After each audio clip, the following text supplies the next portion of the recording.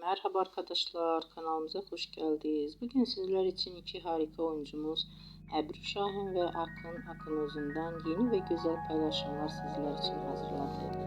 Onlar Hercai dizisinde rol almış ve herkes tarafından beğenilmiştir. Biz de sizler için onların güzel ve romantik karelerini hazırladık. Bu videoların devamlı gelmesini istiyorsanızsa kanalımıza abone olup yorum yazmayı unutmayalım. Hələlik bizden bu kadar.